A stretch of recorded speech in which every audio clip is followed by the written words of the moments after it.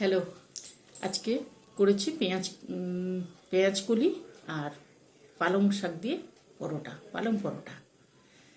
এটা করার জন্য কি করেছি বলো তো? এক আঁটি পালং শাক নিয়েছি আর পেঁয়াজ কলি নিয়েছি চার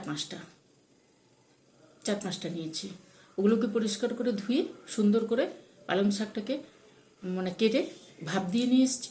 অল্প ভাপ, বেশি ভাপ দিলে গলে যাবে, পাতাগুলো ঠিক থাকবে না। জাস্ট গরম জলে ফেলা আবার তোলা, ওইটা করে নিয়ে এসেছি। আর পেঁয়াজ কলিগুলোকে একদম ঝিরিঝিরি করে কেটেছি, যতটা ছোট করা যায়। একটা পেঁয়াজ দিয়েছি, ওটাকেও ঝিরিঝিরি করে কেটেছি। 7-8খানা রসুন দিয়েছি, ওটাকেও সুন্দর করে কেটে নিয়েছি। একদম পাতলা করে কাটতে হবে। আর এইটুকু আদা দিয়েছি, ওটাকে গ্রেট করে নিয়েছিলাম। 2টো লঙ্কা দিয়েছি। এই করে সমস্ত কিছু গুছিয়ে নিয়ে এসেছিলাম।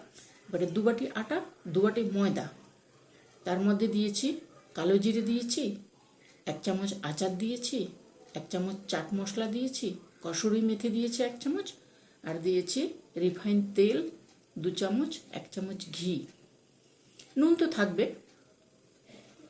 এটা দিয়ে সুন্দর করে মাখিয়ে নিয়েছিলাম, টাইট করে মাখিয়ে পালং শাক দিয়ে সুন্দর করে মাখিয়ে নিয়েছি। তারপরে যদি জল লাগে তখন জল দিতে হবে, জল লাগে না।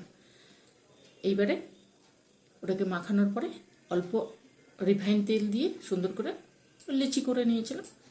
তারপরে ওটাকে বেলেছি আটা দিয়ে বেলতে হবে। না হলে কী হবে বলো তো? এই যে ভেতরের ইয়েগুলো না, পেঁয়াজ আছে, রসুন আছে, পেঁয়াজ কলি আছে, ওগুলো ফেটে যাবে। তাহলে আটা দিয়ে বেললে এইভাবে থাকবে, ফাটবে না। কিন্তু এভাবে করে রিফাইন তেল দিয়ে ঢিমে আছে রয়ে বসে করে নিয়ে এসেছি। তোমাদের যদি মনে হয় তোমরা ঘি দিয়ে করবে, ঘি দিয়ে ভাজতে পারো, কিন্তু আমি ঘি দিয়ে ভাজিনি, আমি রিফাইন তেল দিয়ে ভেজেছি। ঘিটা ময়ানে দিয়ে দিয়েছি। ঠিক আছে, চলো, যদি ভালো লাগে তাহলে করবে।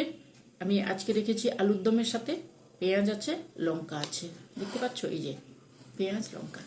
যদি তোমাদের ভালো লাগে তাহলে তোমরাও করে খেও, দুর্দান্ত টেস্ট হয়। একটা খেলে মনে হয় আরেকটা খাই।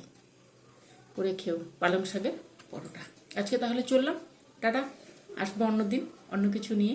এখন শীত পড়েছে, তাই জন্য নানান রকমের পরোটা। আজকের মতন টাটা, বাই।